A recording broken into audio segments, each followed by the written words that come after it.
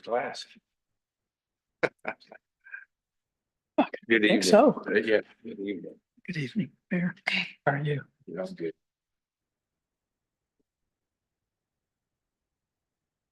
Good. 6 o'clock. So we'll start our Wood Village City Council meeting for July 9th, 2024. It's 6 p.m.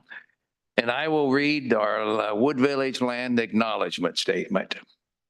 The Chinookan peoples, known as the Clackamas and Cascades, are the indigenous people of the land now inhabited by the city of Wood Village and other areas of the Columbia River.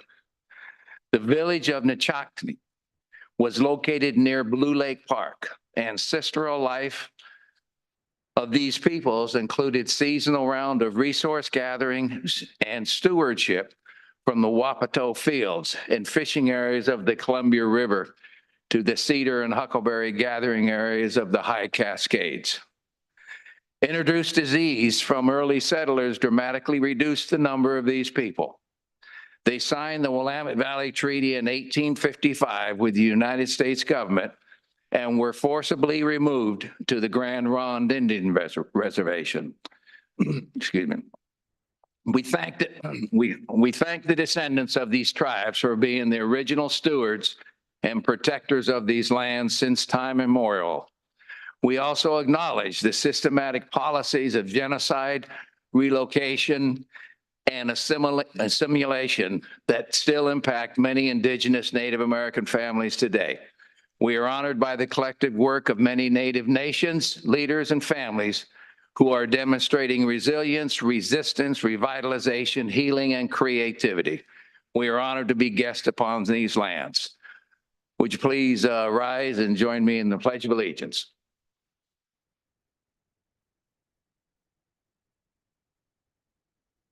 I pledge allegiance to the flag of the United States of America and to the republic for which it stands, one nation, under God, indivisible, with liberty and justice for all. Thank you. Well, our first duty tonight is to swear in. Are we going to swear in our new counselor? Yep. Okay, we're getting ready. All right. We have the pleasure of swearing in a new counselor, but she's not really new because she has been on this council and has served as mayor in 2 terms. So without any further introduction, I'll turn it over to Caroline, and you want to bring Patricia Smith up, please.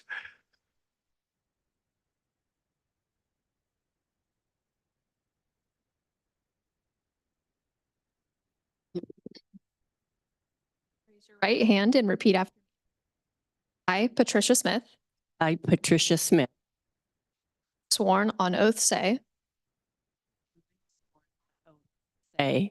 support the Constitution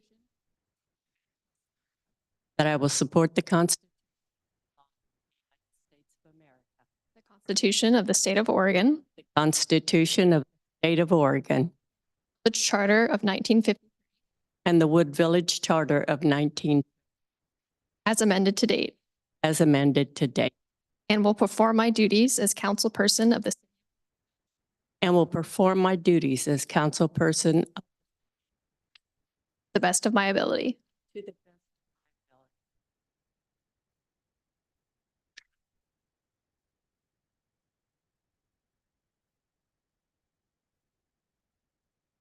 Patricia. Patricia, thank you for rejoining the council. And I'll just give the audience here a quick civics lesson. In the city of Wood Village, and common in many cities, if a counselor is not able to complete their term, which is 4 years, and that happened in this case with one of our counselors that due to family business and needed to resign, we then appoint. And what you're seeing tonight is the appointment of Patricia Smith, who volunteered and signed up to be considered for this appointment. So the civics lesson is you are all welcome to be a part of Wood Village. And we have various kinds of committees and places that you could serve. So Patricia, thanks for you stepping up and please join us. Okay. All right. Well, Councillor Smith is getting congratulated there and got her first. We will continue our meeting. And Greg, we have some citizen comments. Correct. Yeah, I have two comments to relay to the council.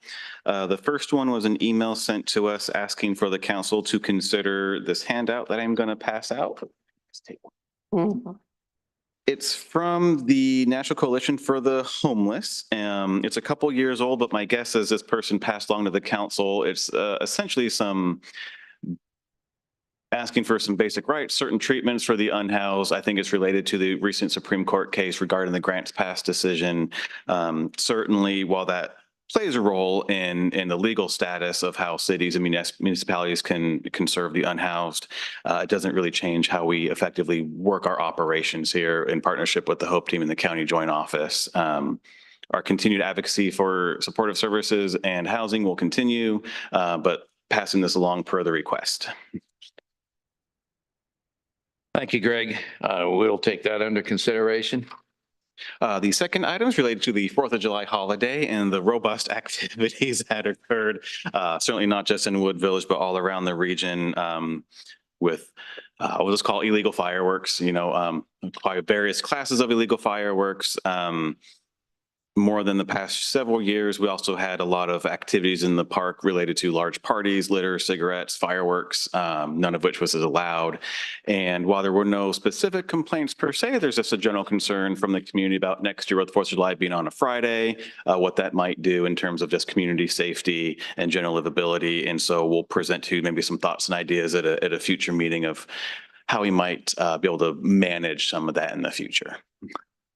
Well, I will just make a comment on that. I know in my neighborhood on Orada Road, there were lots of fireworks. So, yeah, and big ones. So that'll be, Greg, that's probably clearly a necessary conversation to have. So, yeah, luckily no fires in Wood Village, but I think 9 from Gresham Fire that responded to, about half in Gresham, half in Troutdale. Okay. Thank you. Any other comments? None from me. All right, Chief Stewart, our public safety report. Chief Stewart is from Multnomah County Sheriff's Office and he serves as our chief. Thank you, Mayor, councilors. Welcome. Also, thank you for a chair without arms. We got it ordered for you especially. So dispatch calls for service are pretty much in this previous 30-day period from June 1st to June 30th. We had 129 dispatch calls for service, which is on par with the 123 from the previous month and on par with this year's average.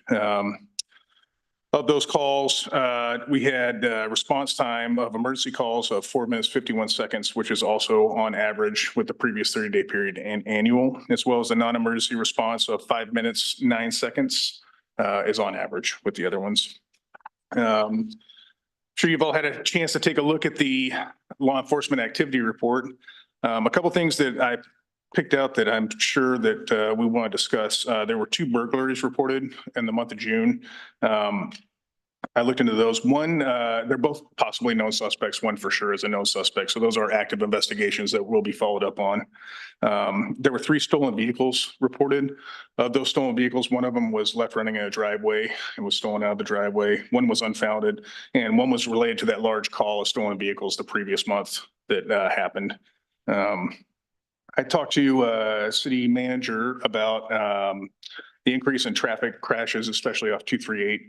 And we are putting together a mission to address those issues. So I'll have some information on that forthcoming, but we've been working together on a pretty good mission. I think will be very successful in bringing awareness to the speeding that's going on 238, as well as the increase in traffic crashes in the area. Chief, if you would, just for a minute, I know you're going to be working on the details of it, but just explain, since we do have a number of residents here, what does that mean when Multnomah County Sheriff's Office does a mission in a particular area for traffic accidents? Yeah, thanks, Mayor. So just for everybody else present, a mission is just a focused group of deputies and sergeants will address a specific issue that is being, like in this case, we have the 17 traffic crashes in this area. So we'll spend some significant time and resources to address not only trying to combat that, but trying to combat awareness of the problem in the area. So And like increased enforcement and increased enforcement, but also increased community contacts and education. We really try and work on a community-centered base of education first prior to enforcement if possible. thank you. We had 3 vandalisms reported. Of those, one was a known suspect and it is being followed up on. One was a window that was hit with a pellet gun, and that's also being investigated. And the other one was an unclear circumstance. We had 12 disturbances reported during this time frame. There was an arrest. And of those, 2 of those were verbal. 2 of them we were unable to locate any of the parties involved. 5 of them were domestic violence related, and 2 of them were unfounded. We had 8 hit and runs reported during this time frame. Most were in the parking lots of Walmart and Fred Meyer. And then there were a couple outside of that. Thank you. I did have a note on that one. Yeah. About half those calls or the call log were hit and runs. And I know we always have a lot of hit and runs in the parking lot Right. and that. And so any there that involved any injury? I don't have that info Okay. Okay. out though. Yeah. There were also a couple of threat calls that were noted, and I just want to let the mayor and council know that 3 of those threat calls were unfounded, but there were some information reports written for our tracking purposes and following up. One of them was a domestic disturbance where there was a firearm discharged outside a residence, but no one was injured, and there was an arrest made in that case. And then one was a road rage incident where we were unable to locate anybody that was involved. So, and other than that, any questions for me? Questions, council? Questions? All right. Chief Stewart, thank you for the report again. Each month we get a report and I appreciate you presenting that. Thank you, Mayor. So Councilors. thank you. Okay, so any questions on the contracts paid? The consent agenda? No, Mayor? Move to approve consent agenda? It's been moved to approve the consent agenda. I'll second that. Moved and seconded. All those in support of the consent agenda, say aye. Aye. Aye. Aye. Scholarship awards. Well, this is going to be a real pleasure. And I will just introduce this and I'll have our able body, Caroline, who manages our public relations. Caroline, if you will just read the names, I'm going to come over there and then you'll hand me a plaque. And what I'd like to do is have each one come up. I'm going to read names separately. Caroline is, and I'll present you with a plaque and then stay up here. You can get a picture singly. So we'll get your cameras out and then we'll do a group picture. How's that sound? But we had a fantastic group of individuals, young adults, that applied for our Opportunity Scholarship here in Wood Village. And we started this 5 years ago. And it's to serve our parents, our families, and our students here in Wood Village. And some have already graduated, but we still open it up for those individuals that can use a little boost.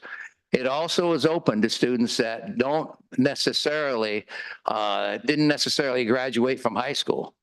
They may be on a path for a GED.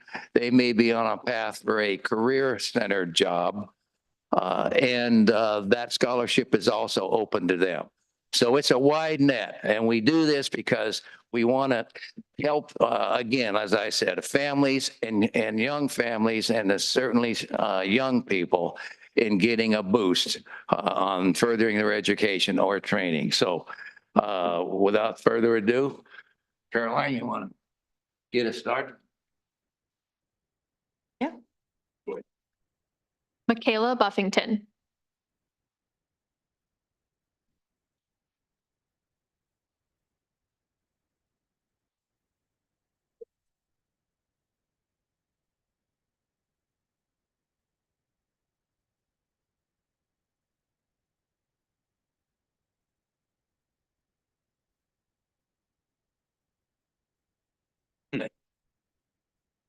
Victoria Miniweather.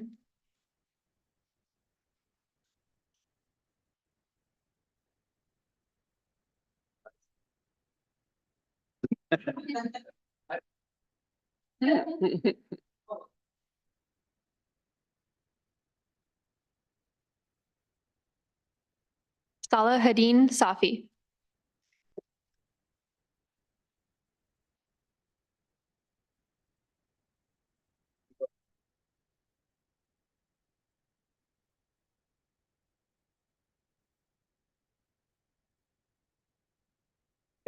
I got it. Okay. Oh, yeah, we'll just, yeah, stand over there and then we'll get it in a position that we can get. Andrea Yorina Lopez.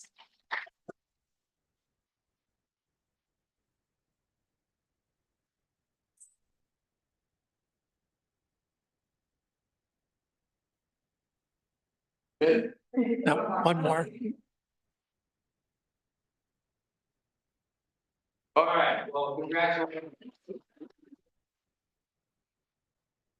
Yeah, probably right here, I think.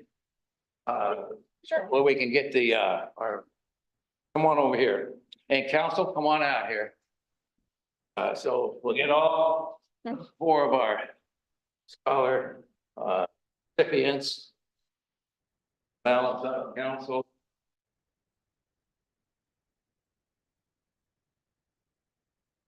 Hello.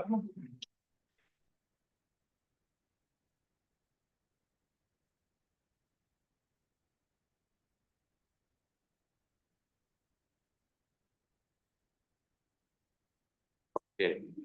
Good. All right. Congratulations.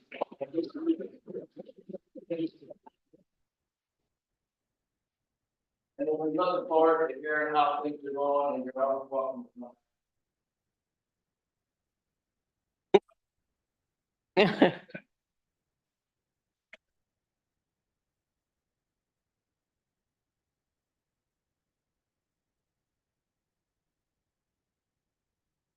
And you will not be rude or discourteous if you decide you want to leave and go get maybe an ice cream or something for this, but you're also welcome to stay. All right, next item is ordinance 2024, and that's coming back to us on backyard burn ban. Burn ban. Thank you, Greg.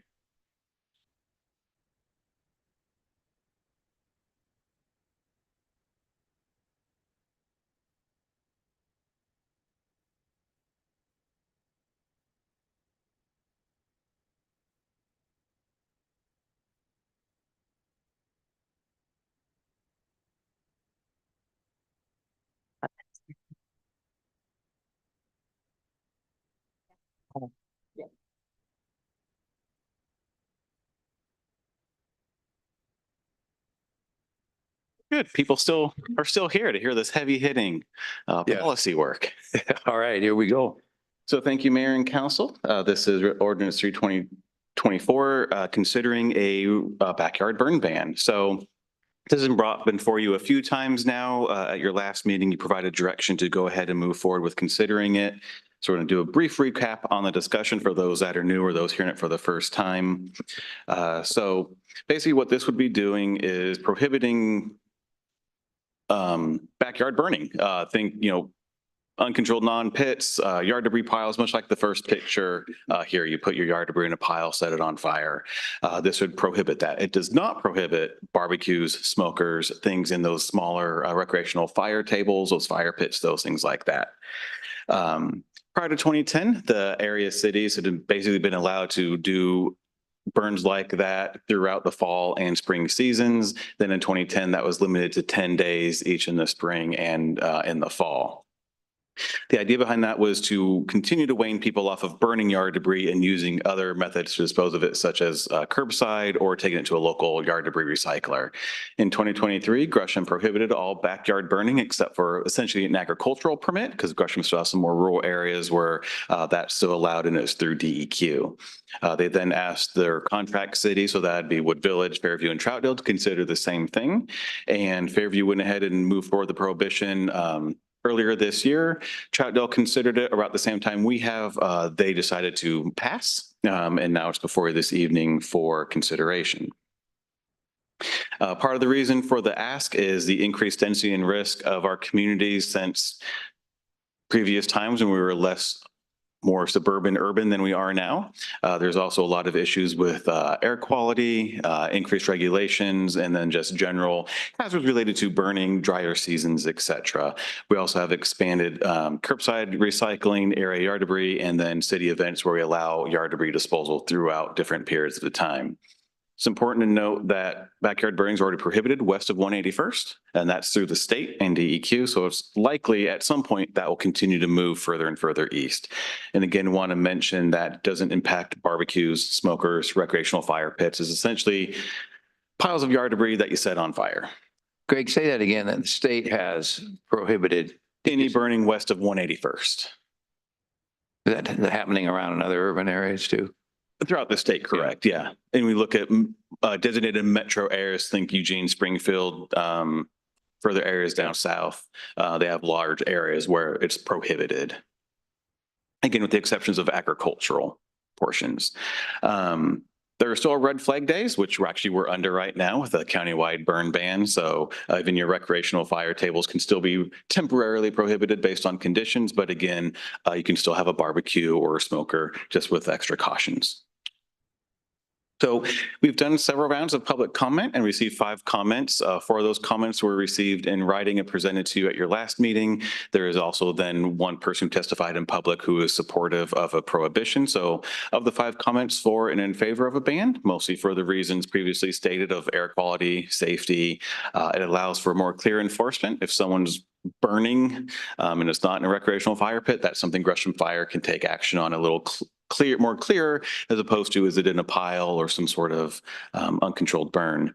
There's 1 person not in favor of the ban, and that was basically they felt they can burn very reasonably, responsibly. It was very convenient for them as opposed to other methods. And so council's direction was, yes, we want to consider the ban, and also city, let's think of some options and alternatives to help those who may have maybe some physical limitations, income limitations, and difficulties with the yard debris that make burning more convenient.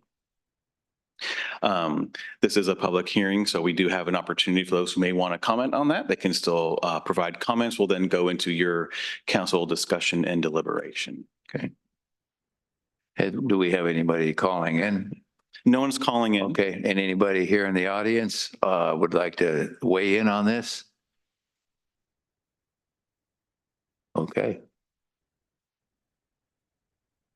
So with that, I'm free to happy to answer any questions you may have, further discussion, and then if you move to adopt, there is the suggested motion for you. Council? I guess I would just, has staff thought of those alternatives already? Yes. And are we So, willing to share? So part of it, it's not fully baked yet. We got some ingredients. There's a thought we can open up the fall leaf drop a little earlier as an option, and certainly consider when there's larger winter storms, doing like we did this past winter of like a winter storm drop for a limited period of time. That may or may not come with backside funding like it did this time through disaster grants, but that is an option for us since we'll have our own cleanup anyway. And then the other piece, now that we're under contract with Cultivate Initiatives, focused mostly on right-of-way maintenance throughout the year. We also know fall time, winter time, when there's less growing in the rights of ways, that's probably an opportunity. We could do outreach to individuals that if they need assistance, Cultivate could come and a scheduled pick up that yard debris and dispose of it properly. So that's kind of the idea we're working with to do some more direct to community member outreach. Has there been any conversation with Metro as well on them assisting us with either funds or some type of assistance? Not yet, something I'm happy to ask about. We tend to take everything to Allwood. We get a nice deal. Because we fill our dump truck and they just kind of, okay, it's this load and it's kind of mixed woody debris generally. Yeah. Other council? So it's just yard debris then, wood and grass and everything? Correct. That would Okay, be nothing, prohibited nothing because like junk or anything like. that's already prohibited. So you can't Okay. burn your old furniture, you can't burn your tires, you can't Right. burn electronics. In which we know there have been instances of that in the past. And so now with all backyard burning prohibited, that again makes those things that even have more toxic air conditions easier to enforce for brush and fire. Well, there are alternatives. I know that to backyard burning, but there's people that don't look out for that. And we have told Gresham Fire to be prepared. There are plenty of other groups of people that, that you can call to get help that I'm aware of. I volunteer all the time for those. And, so I'm, as far as the one gentleman that wrote and said that he'd sure like to keep the, burning going, we could, go out there and clean up his yard in probably 30 minutes. So, if he's willing to let us on his property, we'd be able to do that. Yeah, and that specific person, we've partnered in the past with the Wood Village Baptist Church and helped clean up in the past, as well as some other homes that had overgrown vegetation as well. So we know we have some other community partners as well. So I think that's what the program we're looking at is trying to set up some organized dates where people could sign up in advance. And we'd love to do that. So that's the other part that's so beautiful about that. So my heart is cleared on that. Well, I know that we had certainly a heartfelt submission on that gentleman that does have some physical limitations. So we're going to do what we can to help that person and anybody else that needs some help in the cleaning up their yards. I also know that we have a fire department that services 4 cities, and that fire department is stretched to the limits. And when we can help the fire department do their job for life safety issues, house fires, et cetera, I think we owe it to help support that service too, along with all the other reasons that we'd want to support this. Any other conversations on this? Somebody give me a motion. I move to adopt ordinance 3-2024, adopting revisions to the city's municipal code related to the fire and life safety code to prohibit backyard burning. Second that. It's been moved in second. All those in favor? Uh, Aye. Opposed? Thank you very much. I will notify Gresham Fire. We'll do publications to the general community. And again, we'll start doing some outreach for those who may need some yard debris assistance. Greg, thanks for the work on sorting this out a bit and making sure that we're looking out for our citizens as well as our duties as a city. Yes. Is there, well, Greg, are there any fines or repercussions for people that? I'd imagine so. It runs through kind of Gresham's Fire's citation program, and I'm not aware of what the rates are or, education first. I imagine it would work similar to how the sheriff's office works. They try to do more education outreach first, and then if there are repeat offenders, more monetary penalties. But I'm happy to follow up as I reach out to Gresham Fire and say, yes, we did pass this, and there was a question about what does enforcement look like. Let me piggyback on that too. This particular type of ordinance is probably going to be important to enforce right from the start. Yes. And make it clear that this is real. Yes. Okay, thank you. All right, thanks. And our next item is a resolution on SDC. Yeah, normally you'd get Seth with his dynamic, human personality. He is off today, so you're stuck with me. So my apologies. But yes, this is a resolution for updating our water, sewer, and park system development charges to keep up with inflation. And how we track inflation for these is called the Engineering News Record, and it's more of a construction cost index as opposed to a cost of living index that most people are familiar with. So this actually tracks how much it takes to do capital projects related to infrastructure. And since system development charges are for infrastructure, this is the more appropriate indices to use. As we've seen, through the first part of the 20s, construction costs grew very quickly, and you saw that rate increase for SDCs. When we updated the methodology just about a year ago, we were all told construction costs seem to be leveling out. Now, that doesn't mean they've dropped to pre-pandemic levels, but yes. You might tell the audience what SDC stands for. System development charges, and those are charges paid for new construction connecting to our system. So for an example, someone builds a brand new home, that's going to consume a bit of our water capacity, sewer capacity, some of our parks capacity that people who've lived here already have already bought and paid for. So this is a way to recoup those costs and help fund expansion projects that meet the city's future build out. And that's the same whether it's a single family home, an apartment, a business, they'll have different rates. For parks, it's based on basically the usage, a single family home, apartment, business. And then for water, it's based on the meter size, which dictates how much water they can use of the system. And that's also similar for the sewer, which is based on the size of the connection, the meter size. Because if you can produce so much water, in theory, you can produce equal amount of waste. And it's supposed to keep the people that are already living here from having to pay for extensions to increase Correct. the cost So- of Building increasing the sewer, infrastructure. building outs and water and things like that, so that that uses the increases of building more properties and things so that you don't have to pay for it, the people that are already here. Yeah, the idea is system development charges help build out capacity, so you don't have to build it into your rate. Now, your rate still includes maintenance and replacement, but not necessarily or a very smaller portion of expansion of the system. And that's why it's important to keep the rates current within construction costs to make sure that we can actually build projects as we have our engineers estimate. So when we updated our master plans, that included a whole series of projects. Those projects then inform your system development charge, and now we're keeping that charge consistent with construction costs. And when that occurred, we were told the construction costs were starting to flatten, and now we're seeing that because the rate is actually 0.458 or 4.46%. So relatively flat compared to the last several years. Now, the rates are in your packet, but this is so everyone can see what those rates would look like. So this is what the current rate is based again on the type of use, and that's the current rate, proposed rate, and that what the actual increase is. And so then, sorry, we already talked about all this.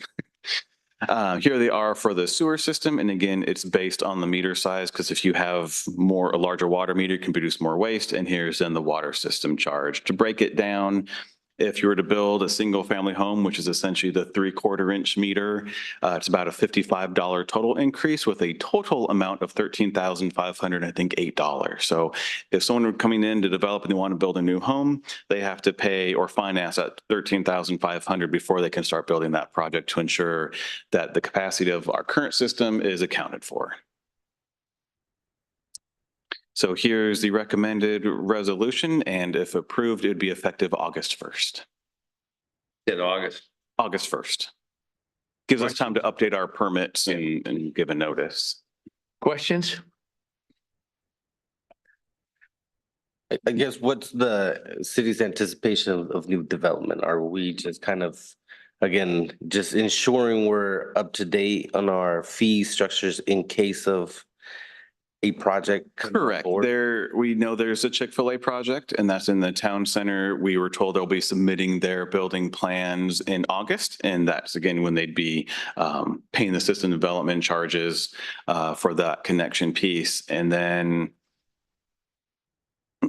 there's some fits and starts of some smaller things, nothing major by any means, but I think something could come in the door tomorrow, and this way it's again keeping up with the actual cost of construction. But the real one is Chick-fil-A. Chick-fil-A is going to be located up next to Lowe's. Yeah, in front of Lowe's, Yeah. between Sola Salon and Chipotle. And further questions or comments on this? Okay. Is there a motion? I move to approve resolution Resolution 19-2024, a resolution adjusting the rate for water, sewer, and park system development charges for cost of living. Second. It's been moved and seconded. All those in favor? Aye. Aye. Aye. Passes. Thank you very much. Okay. All right. This next one's going to be a great one, but you don't have to hear it from me. You get to Yeah. hear it from Eric. Well, that takes care of our action items, and now we'll have a presentation on our projects, public works projects. All right, thank you, Mayor, councilors. We have a lot to talk about tonight. Okay.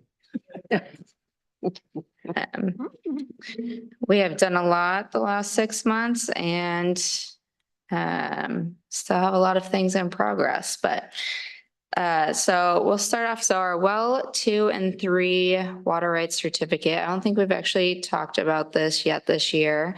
But kind of background, in 1968, our well 2 was certified for well rights for 336 gallons per minute. In 1979, well 3 was certified for 500 gallons per minute. And then in 1983, we actually got an additional 300 gallons per minute that was certified for our wells. And these wells, so the well 2 location is up by Cherry Park, where the reservoir, where our large reservoirs are, behind Reynolds High School. And then our well 3 location is actually in the middle of the byway.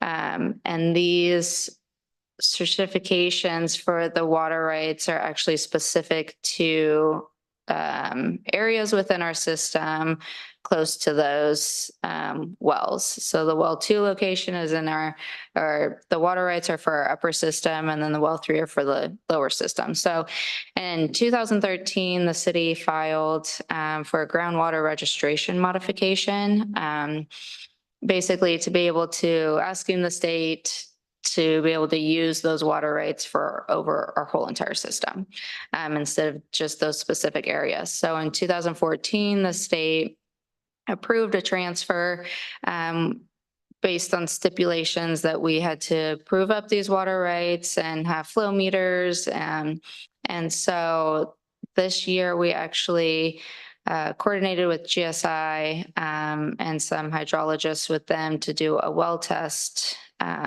for well 3 at the same time that we're doing our well 3 upgrades, which we'll talk about next, to kind of just wrap up the last details on being able to send in paperwork to get certifications for well 3 and well 2 again.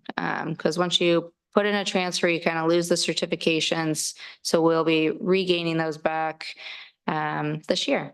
So they actually finished that up, and we'll be submitting all the paperwork to the state, who will review everything, and then we should get new certifications. So Thank you. that is close. And so our well 3 upgrades, originally we were looking to just get a generator for well 3. It did have a right angle motor that was in a very old generator that basically you could manually run the well. We couldn't run it if the power went out. So that was removed years ago. And since then, we've had to rely on well 4 as a backup well for when power is out. That well does have a generator, and that's for our lower system. But we also last year finished up our master plans, and through those master plans, it was noted that we'd potentially have a deficiency in our system by 2042, and that was based on large growth. And the color suggestions for that was to bring back well 1, which we do still have in our system, but it's as an emergency purpose. And if we were to do that, we would need to provide a treatment process because there's a lot of manganese and iron. And it was either do that, drill a new well, or just do nothing. So we looked at our system and noticed our well 3 facility, we don't use the full capacity within that well that we have capable.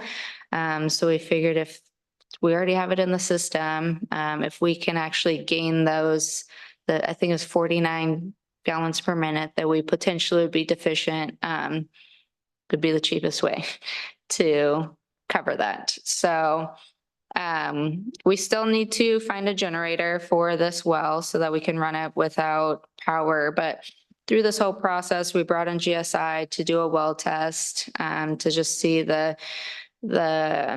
well the well was doing, at the same time be able to cover the water rights certificate. So kind of a 2-in-1.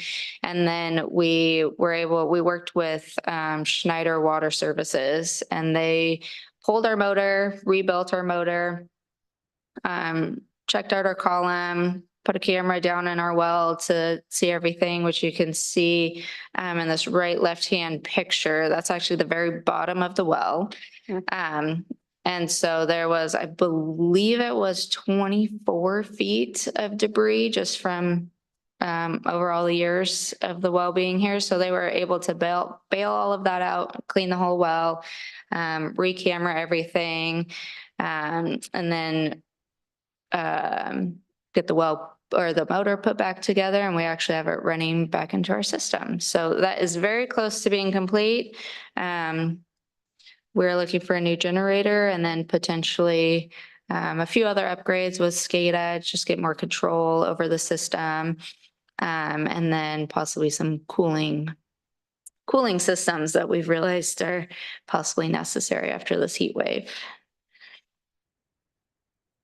We also, so these 2 reservoirs are up by the well 2 site at Cherry Park.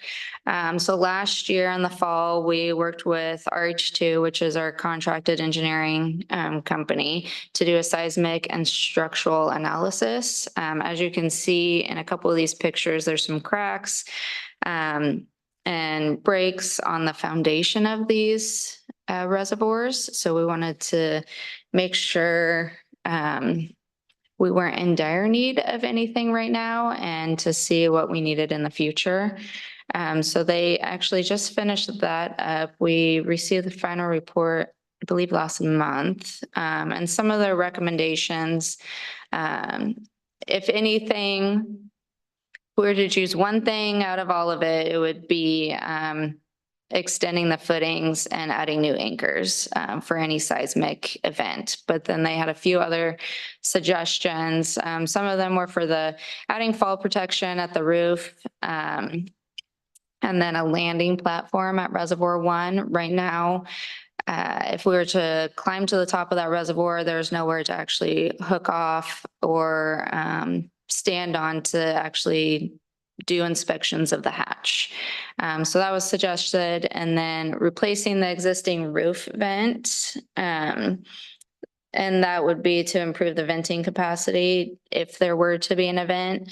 And then actually per OSHA, as of 2036, the ladder on the, it would be our reservoir 2. So the reservoir on the right side, you can see the ladder in the picture, and it's actually a cage ladder, which they're moving away from. So by 2036 per OSHA, we'll need to have that swapped out with an upgraded ladder style. And then retrofitting the pipe at the foundations with flexible double ball expansion joints. Again, if there were to be an event, installing earthquake early warning systems with a seismic shut-off valve, and they suggested this at our tank 2, or tank 3, sorry, which is the newer and larger reservoir. So hopefully save our system if there were to be an event. And this, they have these recommendations, and it's not a this year needs to happen, but definitely a put it on high priority with that foundation for we're far past due a seismic event. So they suggest in the next few years, we really look into that and start planning for the future. So this year, we're heavily working on a lead inventory. In 2021, the EAP updated their lead and copper ruling. They changed it to lead and copper rule revisions. And so within that, they put it on water systems to produce a lead inventory system for all public systems and then private lines up to it's a little murky where they request it, but basically up to the premise of the property. And so over the last couple of years, they've been making a lot of updates and clarifications on what they're looking for. But over the last year, our staff has been looking in meter boxes, cleaning up meter boxes to see what type of material we have in our public water side. And then looking to see what's on the customer side, past the meter. And so by October 16th of this year, we actually have to have an inventory of every single water service line and provide that to the state of all the materials, addresses, type, and all of the materials that are on the public side, and then all the materials that we know of on the private side. And the idea is if there were to be any lead services that we are aware of with the new rulings. So at the end of this year, they'll be revising again what they call the LCRR to the LCRI, which is the improvements for the lead and copper ruling. And the idea is to be making a replacement plan for all of those lead services. So over the next 10 years, they're looking to make sure that all water systems are completely lead-free on the public side and the private side. There will be funding that comes with that, that they will be opening up and have more information on. If we find any issues within our system, that's something that we'll look into. So far, we haven't found any issues. There are some materials, such as galvanized materials, that can be iffy, and that takes a little more investigating, but our staff is working on that and are on track to provide that to the state by October, and then look for more updates at the end of this year. Any questions so far on anything? Going back to your elevated storage tanks, they're not elevated, but they're ground elevated storage tanks. I was noticing the paint. It's been quite a few years since they've been painted. And so I was curious, there's been not quite a few, but since John left, and I can't remember who was in his place prior to him. Oh, it was Scott, and then prior to that was Mark, and then prior to that was Randy Jones. Randy Jones. I think it was during Randy's time that we may have painted them inside and out. I can't remember. I think it was after Painted that. during when Scott was here. We actually, it was supposed to be just a touch up, but There was lead paint. yeah, and there so was then lead we- paint on one. So we wound up in 1 year fully repainting one, and then the next year remediating the lead and fully painting that. So that was maybe 16, 17. Summer, I was gonna call it 15. So I mean, we're coming in on 10 years. I mean, certainly could use they were inspected, but certainly they Evaluation, can yeah. use it a cleaning for sure. Yeah, because One of and I the think there was recommendations. sand in it as well. They had to take it out, or Yeah, that was some time ago, and I think it'd Yeah. been several years since it'd been internally inspected. In our Right. last inspection, there actually wasn't much sediment. No, there was a few minor interior issues higher that was recommended to be repaired, but yeah. So that was it. Yeah, the last inspection came out, it's pretty Yeah. reasonable in terms Okay. of the condition and quality of the work. Okay, But yes, it is on that horizon for the next Okay. couple of years out. So the paint, internal and external paint was one of the lower level recommendations. So it's on the list that they Gotcha. provided. Okay. But not top priority, but still on there. Yeah. So, yeah. You definitely don't want to have one of these come up and pop up and say, hey, we need to replace one or something. No, Yeah. we are looking to avoid that. Just quickly on that same topic with the list of recommendations, when would you guys anticipate getting like costs on those recommendations and then prioritizing them?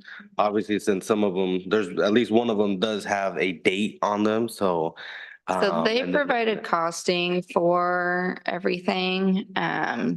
I don't think we have a date. See, we thus haven't really far. flushed it fully out internally in looking at what those costs are, how to break it down. And then especially when you look at seismic resiliency and the fact that Wood Village is a Justice 40 community, what grant opportunities and state funding may be available. So I think we're trying to look at what's the current need and then what are some outside funding options, and then putting some packages together and prioritizing it out probably over the next, if I were to say decade, I'm plus or minus probably a few years. And don't we have cathodic protection on these tanks as well? We do not. That was one of the options. So we had many recommendations, and then there's a couple options, and the cathodic protection was one of the options. Okay, because that's something that would save us a lot of money. Okay. So now onto our sewer system. So our main trunk line design, we're actually, what we're working on right now is the flow monitoring portion of this project. So in April, we actually had US3 come out, contracted with them, and they installed flow monitoring at 3 locations. So at our 238th diversion, which is in the byway. And then at our partial flume, which is right at the border of where Wood Village boundary and Fairview boundary are on Bridge Street. And then right before 223rd, we actually were able to utilize a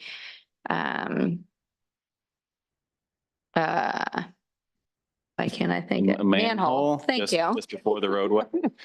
We're able to utilize a manhole right before 223rd, so we didn't have to do traffic control and block up that road because that would be a nightmare. But they also installed a rain gauge that we have down at Ops. So that will be going through October, and we will be working to look through all of that data, and it's really just to see kind of what our portion of, because we share that with Fairview. So what is our portion of that cost? What is Fairview's portion of that cost is the idea of that. So, and then kind of just a backup of what our SCADA is and see if the numbers flush out. And then our Shea pump station, last year we actually worked with Pump Tech to get pricing on new pumps. We're having a lot of priming issues in the self-priming pumps that we have at Shea Lift Station, which is located at the Ops facility. The last time they were swapped out was 2014, I believe. And so they were kind of getting to the end of their age. Luckily, we had coordinated all of that right before the winter storm because that storm took out one of our pumps, which you can see in the top right-hand picture. So it froze one of our pumps, and I believe it was only a couple weeks, and we were able to get that swapped out. But so we have brand new pumps, brand new controls. We have new lighting. That's the last thing that needs finished is just getting that wired in. And then we're actually able to get a brand new overhead cover. The old one did not seal properly, which contributed to wear and tear from the weather. We also have a heater now too. Yes, we do have a heater now too. So many needed upgrades for that. Very, very close. Last sliver just needs to be completed, and that will be off the books. Can I interrupt real quick Yeah. on one thing? So we're actually taking one of the old motors and we made a display case for it so we can take it to events and show people why you don't want to flush down things that ought not be flushed, even if they're advertised as flushable. So it'll make its debut at the night out, and it's stuffed full of junk that shouldn't have been there. And so hopefully it's part of a community education campaign. Recycling one of the old pumps That should be a well-visited booth, sir. Put it next to the hot to the dog. backhoe, so at least children will walk past it. Yeah. Yeah, put it right next to the hot dogs there. Oh, Make an boy. impact. That'll be interesting though, yeah. So then we are working on our system sewer CCTV. So we contracted with Levitt Services in March. They have been coming out once a week, every month. They'll continue that for the next year. So we can get our full system cameraed. We're making notes and taking pictures, trying to get great records this time of what's actually going on in our system. We're actually finding a lot of, our list is growing of what we need to be looking at. So we've been finding a lot of grease buildup. So we'll actually work with Levitt to take care of that probably after this or a part of the project, depending how that looks at the end. We've found roots, bellies, offsets, and then improper lateral installations. As you can see on the left hand picture, there's actually been quite a few of those. And then we've actually been taking this time to be able to mark and GPS all of our sewer laterals because we never had that before. So So yes, people see maybe the green markings on the street or near their yard. That's what we're marking. And I believe the plan is then to add a placard to the Yes. curb, much like we have for the catch basins that say don't dump it here. It's a green placard. it's a green placard that says sewer line here with an arrow, I believe. So they've started that. We actually started up at the Upper Village off Gleason, and they have moved down the last week that they were here in June. They did north of Arata, Old Village, and I think that's where they ended. We'll be doing the main roads when we actually get some traffic control set up. So we'll try to do all of that at the same time too. So trucking along. So if I got it right, you're tagging these areas so that it permanently marks where that lateral is. And in our GIS system as Yeah. well. But that way, if Mhm. the homeowner or property owner Right. wants to do a little project, hopefully again, call before you dig, but then they have an idea of where their Yeah. lateral is. Good idea. We're doing measurements and keeping track of all of that. So we should have better records moving forward and actually know where things are. And all the green paint on the ground, that will eventually wash away. That is not permanent, but the placards will actually be on the sidewalks where there are sidewalks or curbs to know roughly where those laterals are. So it's exciting. Our SCADA project finally wrapped up after a long couple years. So we contracted with Control Systems Northwest. We are still keeping them on contract. They will continue to do any on-call services that we need, but every facility has a new interface at the facility, which is the left side picture, and then the right side is actually just an overview. We can see everything within our system at a computer. So it is very nice, comprehensive, and easy to use.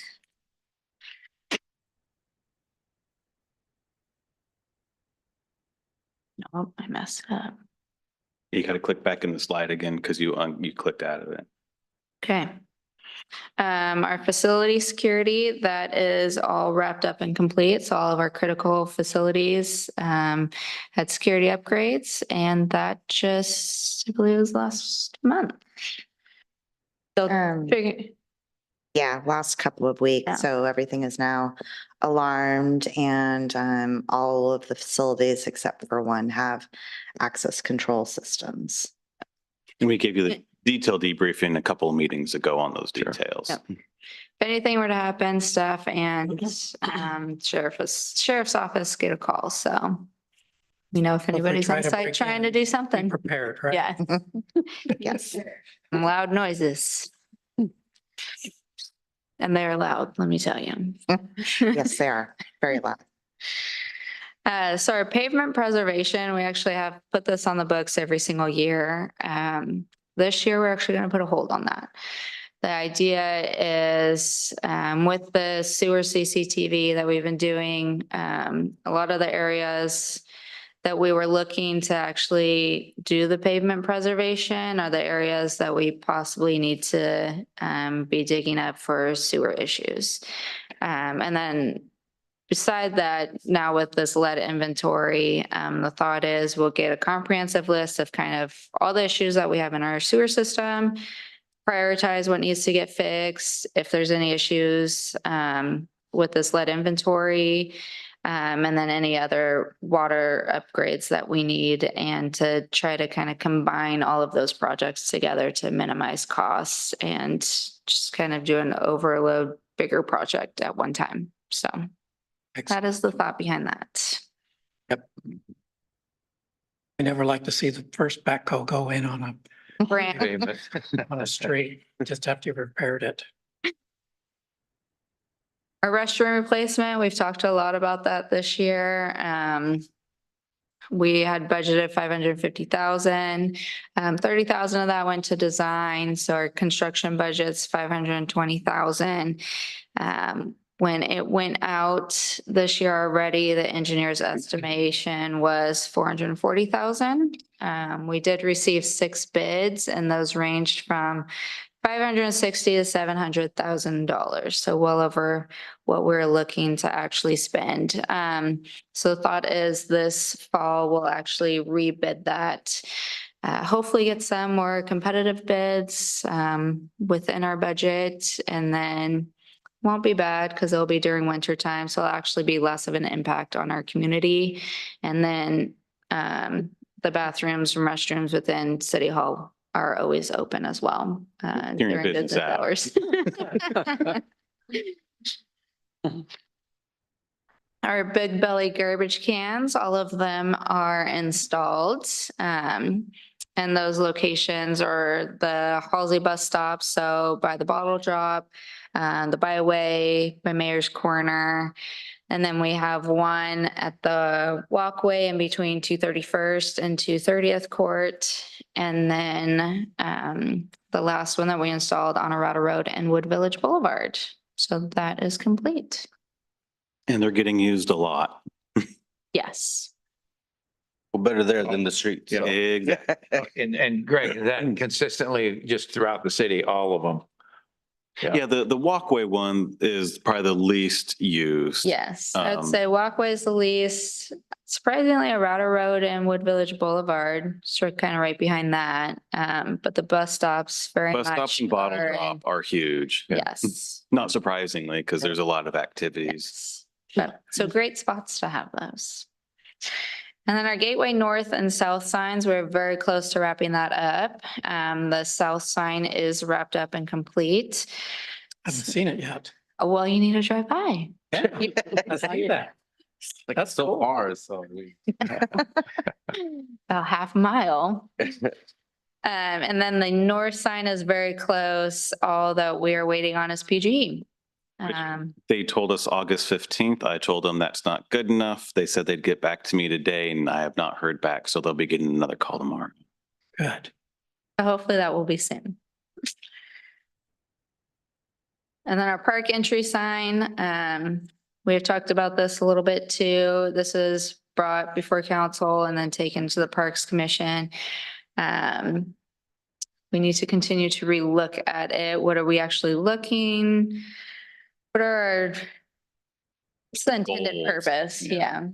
What do we want it to look like? The idea was to be right at the entrance. So kind of as a welcome, informational, but still, you have to walk up to it. So there's a few things, a few kinks we need to continue to keep investing on and looking into that. So that's still in progress.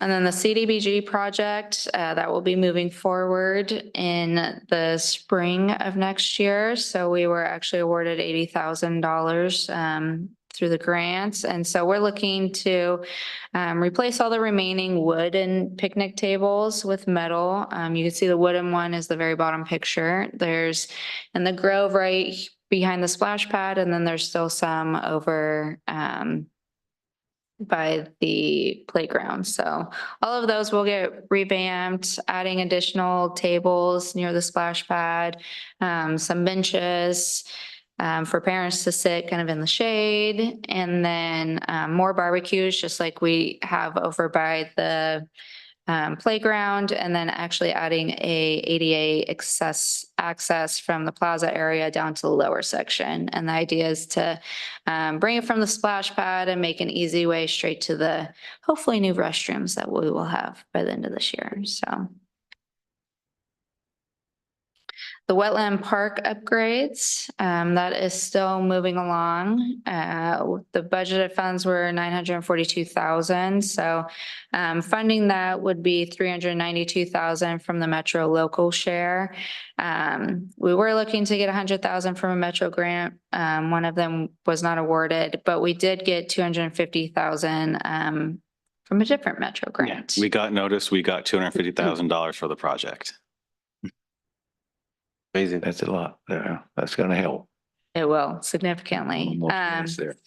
SDC funding and then $20,000 from the Metro Rise Up. We do need to look at just updating delineation to finalize the design, but that will be moving forward. And the idea is to start build in the spring, summer of next year. And we spent the money on the design. It may have to be tweaked or modified, but we're in pretty good shape on the design. Correct. And that was as we were looking at getting this project permitted, it was noticed that the delineation, I believe, was from 2017. And so Army Corps or DSL, Department of State Lands, needed an updated report. So we're getting that done. And in the meantime, we'll now be working with community groups, community partners, and creating some of those design elements in terms of gateway features, artistic educational panels, and what to do with the unrestricted space, which is a small portion of the project. So we'll be undertaking that probably starting more in the fall time, working through the winter, getting those final details done so then we can bid the project out, hopefully build in the coming summer when you can work in it's called the dry season. Yeah. And I know we'll be outreaching to the Grand Ronde tribe. And maybe the Grand Ronde tribe would like to, make up any shortcomings we have here with their participation in that. Yeah, and an idea is actually planting like native plants, so plants that Native Americans used in their gatherings. And so then there can be a whole section of that and education opportunities, potentially even micro harvesting opportunities for local tribal members. Yeah, no, I really, I bring that up not just to go looking for money, but they really need to be a part of this so we can really speaks to our land acknowledgement statements we make every meeting. So that'll be fun to watch that get developed. I think as we get closer, I think it's an awesome opportunity to bring that community and our community together to collaborate on, those art pieces or those ideas and concepts. So an opportunity to just really capitalize on. And that's certainly an idea with some of the education panels, especially if we have those native plants. It's more artistic renderings of, how that may have been harvested in the past or how those plants had been used, how they're still used today. So there's a lot of great opportunities with this project to really build community, including community planting days to help plant all this stuff.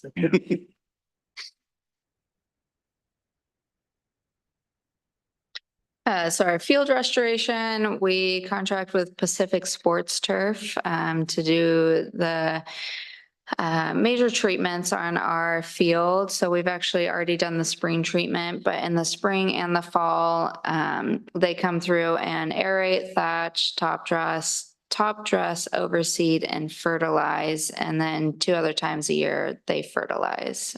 So it really helps our field stay green, looking good, and functionable. And then the last, the RRFB crosswalk. So we're looking to add an additional one on Wood Village Boulevard over by Riverwood. We're actually already awarded the funds, the $250,000 from the Small City Allotment Grant, and we're looking to start that this fall. So yeah, we're trying to get it designed now so we can bid it for, again, more of a winter construction season when we get more favorable bids. Where's that one going to cross at? So right where Riverwood entrance Is is, that Kokanee? No. Coho? Coho. Yeah, Okay. right at Coho. And it Uh, kind of leads right to the Grand Ron's driveway Yeah. on the opposite side. So it's kind of small in the picture there at the bottom. Oh, Um, I see it. It's the north entrance to the Lowe's and the Soleil Salon. Yeah, just north of Yeah, that. There's an just north of existing that. crosswalk there now, but we're gonna enhance it with Upgrade the flashing beacons. Yeah, it's right where the driveway is, where, close to where that gate is. Yeah, it's right at that Property. gate. It's right at that gate. Much needed crosswalk. Yes. Yes. Well, that is it for project updates. Wow. That's a lot. That's Erica, what we that, said. that is a lot. Questions or comments from council? I have one. The median on 238th. Down that way. I'm sorry. Thanks. Usually you try to shut me up. That was your But- first day back. Anyways, That'll come, that'll come later. the median down on 238th, it looks terrible. All that turf and everything is ripped and We recently actually went through just last week and cleaned all that back up. I Yeah. had a thought. Mary Do you wanna noticed hear that it? too, just so you know. Mary didn't like it either. It's, it is, what Once happens? that turned over to the Well, park. She had a Go, thought. so- finish. I had a thought. Okay. Apparently you guys don't want to hear my thoughts. No. No, I was Sure, going Mary would be to, happy to hear about this. I was going to add on to it, Counselor Smith. Okay. What I was thinking of was when you mentioned the native plants, I was thinking of Oregon native plants in there. Forget the turf and just put native plants. They won't die because they live here already. It's a very harsh environment on those islands. The soil is more concrete than soil. But that's going to have to be dug up though. There are a lot of we've tried a lot of things. We're still willing to try more things. What we've thought of for the elevated portions where our new gateway is, what's the plant name? I don't know the plant name. It's a really nice ground cover that looks good winter and summer.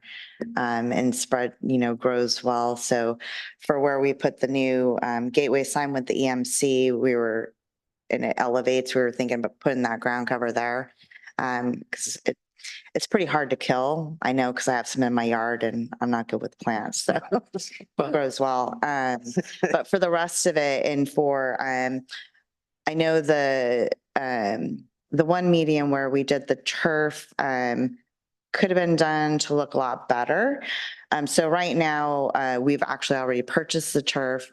We are working on doing the northernmost one with a whole different game plan so that it's laid down appropriately and you're not seeing the seams and we won't have the weed issues in that. So that's kind of where we're moving for that right now. And then once we finish that more northernmost one, we're going to see how much we have left so that we can kind of redo the south. And South we want to So, mention so cycle turf I as know the well. mayor Yes. comes next, Well, but may I you- interrupt just for a second? Well, His go brief- ahead, yeah. So what Carl Malone had in there was native, and it was those chevrons, Mhm. and they didn't have to be watered, and they were beautiful. And I'll leave it at that. But if we put something back like that, that'd be great. So go Okay. ahead, Mayor. But I was- Well, thank you. Thank you. You got th- interrupted first by begging. These are all good. I mean, but my point here is that these are all good ideas. The grass, and this is what I was going to follow from Pat's comments. The artificial turf, if that isn't put down with a good foundation that's very well done, it doesn't matter what you do, it's going to look like heck. And and that is not a criticism of the creativity and the resourcefulness of looking for that turf and trying that. But if we're going to stay with that, it's going to cost some money to lay that down properly and keep it up. So So all the ideas here, because I actually was going to bring that up with you, Greg. Because I drive by there and you see bad turf, it looks bad. Doesn't help So- when PGE starts drilling holes right through the middle of. All of that, but the work that Greg and John did to try to find this turf Yeah. at our, with our resources we had to develop that island. I think it's admirable, Yeah. but it's time to rethink it and reevaluate and see if there's a better way to proceed with that. Well, and that's where we had lessons learned from that gateway that we're applying to now the north one. So we'll see how that looks, holds up, and certainly we're not opposed to, as time goes by and things change, opportunities present itself to keep always reinventing, having quality features in our community. And that's a great segue to just remind everyone, we do have now Cultivate initiatives on contract. They will be out on Thursday, doing 238th first, getting that knocked back down and a little more presentable. They'll do that section for 2 Thursdays, then they'll be on Arata Road. They'll then hit near the freeways and Halsey with the ultimate goal that they'll get it to a point where they can start actually weeding it versus just weed whacking and cutting it down. To allow the good plants to be there and less of the bad plants to exist. So we have them on contract for the whole year, every Thursday. That is a great plus. Also, it helps cultivate initiatives. So. Other comments, questions on the report? My question was, with so many projects done, how many of those or how far does that push us in the APP? I know you're gonna give an update next. Yeah, next actually, meeting, some of but those that's weren't a even lot. on the eighth. It's not on today's agenda. Yeah, I know. Yeah, I just asking but- though. Well, you see this update, it's phenomenal. Yeah, I know, I'm just saying That's because and that's it's a lot of work being done, so it's just, Yeah. good to see Yeah. all that. It's usually all Greg, isn't it? Yeah. On teasing. A good example is we look at the APP had, a generator at well 3. And while we may not have a generator at well 3, look at the work that was done to both rehabilitate that facility, inspect it, and actually build out additional capacities for it. So yeah, don't have a generator yet, but the project itself was, I think, even better than how we originally scoped it. And we've just I feel kind of like I found that missed through. important information too about well 3's rehabilitation. We did gain that 50 GPM. Yeah, So that's a big deal. Yeah, so I know it was in the staff report, but for anybody listening or sitting yeah, in. we cleaned up the perceived potential deficiency for 2042 without building a new well, without adding costly treatment to an existing well. So So what was well one's capacity? I don't- 200 or It's only Right. like 100, right? it's water rights were 200. Yeah. I believe it was only running at 100 and Yeah. change when it did. So Yeah. So if we did anything, it would be to redevelop that. well, and that's what gets hard because we can't drill it deeper based Oh, on the okay. water right. And so then you need a very expensive treatment for that iron and manganese. Yeah. And it's too close to well number Or 4. yeah. Very differently though. Well 4 is much deeper. So that's why they have fewer manganese issues there. And the water rights from well 1, it wasn't on the screen, but that water right transfer, that was for wells 2, 3, and 1 to use any of their rights anywhere. And those last how long? Now that it has been. those They're- certificates, Are they They're perpetuity? perpetual. They're, yeah, Till forever. perpetuity. yeah. And as municipality, they don't, I don't know if they ever have, but it would be very rare, I'm sure, for them to take water rights from. Yeah. Yeah, well, this is, Well, well, they could take them away from it- us. if it we does didn't happen. Keep it up. yeah, water is, Actually a claim, not a water right. So that one, We asked They the can't. state of that one specifically. yeah, that one they can't take away ever. It's a claim, not a water right. well, it's Oh. probably not high, it's Different. not a high risk. So, we could probably relax on that for now. Yeah, Uh, it's really good water to brush your teeth. Okay, let's see if there's any other questions here or comments. None? Again, Erica, thank you. Yeah, thank you. Thank you. That was very done. Wow. We didn't have the upcoming events, Greg, on this agenda. Is it on the back? Of the, No. was part of the, Well, night out is basically a week from very this Friday. beginning. Yeah. Okay. That's the big one. Those are different. Those are consent agenda. Yes, that's That's what I was trying to think. But what we have generally is reminders at the end of this agenda. Yeah, I don't know why that got So cut that's, off. that's what I'm calling the attention to. So because we do have, Night out. night out and. Yep. So, thanks. If there's not any other points. We're adjourned. Congratulations, Counselor Smith. Thank you. Nice to have you aboard. It's